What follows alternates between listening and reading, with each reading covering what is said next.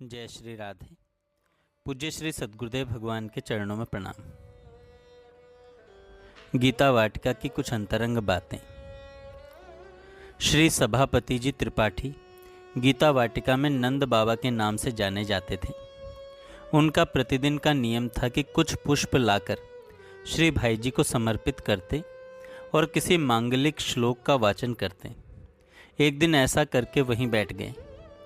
भाई जी ने कहा, बाबा, आपको सभी लोग नंद बाबा कहते हैं, पर क्या कभी आपको बालकृष्ण के दर्शन हुए हैं? नंद बाबा ने कहा, ऐसा मेरा सौभाग्य कहाँ कि उस कन्हैया के दर्शन हो सकें। भाई जी ने कहा, रसमयी विनोद भरी वाणी में, तब आप काहे के नंद बाबा? नंद बाबा ने कहा, आप ही मुझे असली नंद बाबा बना दें, आप मुझे उस कन्हैया के दर्शन करा दें। भाई जी ने कहा, दिव्य भाव की लहरों में बहते हुए, अच्छा, आप यहाँ बैठे रहें और जप करते रहें। श्री नंद बाबा बैठे बैठे जप करते रहे तथा श्री भाई जी बैठे बैठे संपादन कार्य करते रहे। बीच बीच में श्री भाई जी उन पर दृष्टि डाल दिया करते। 1 घंटे के बाद भाई जी ने कहा, बाबा, क्या आपको कुछ दिखलाई दे रहा है? नंद बाबा ने कहा, मुझे तो कुछ भी नहीं दिखाई दे रहा। भाई जी ने कहा, अच्छा, आप जप करते रहिए। नंद बाबा बैठे बैठे जप कर रहे हैं। फिर थोड़ी देर के बाद भाई जी ने कहा, क्या अब कुछ दिखाई दे रहा है? नंद बाबा ने कहा, गैस की तेज लालटेन जल रही हो, ऐसा तेज प्रकाश चारों ओर दिखाई दे रहा है। भाई जी ने कहा, धीरज पूर्वक आप बैठे रहिए तथा जप करते रहिए। थोड़ी देर बाद भाई जी ने कहा, क्यों बाबा, अब कुछ दिखाई दे रहा है?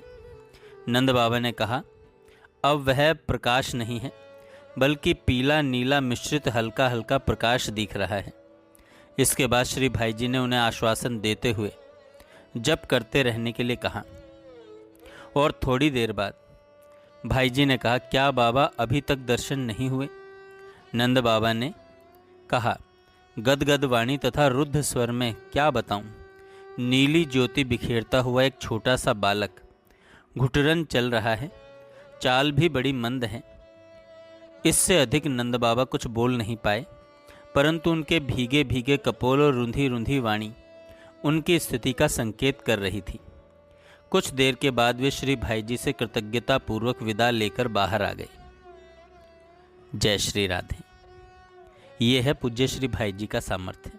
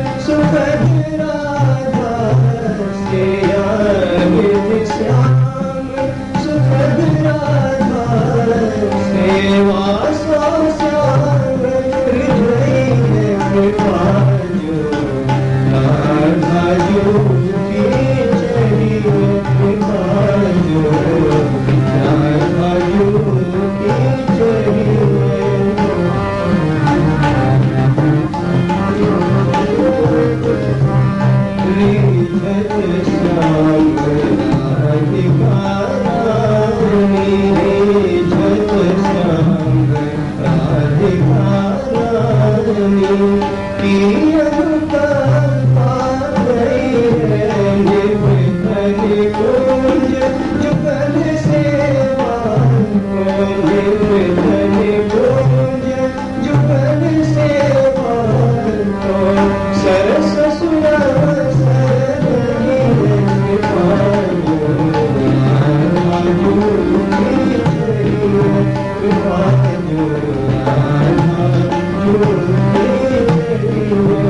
you.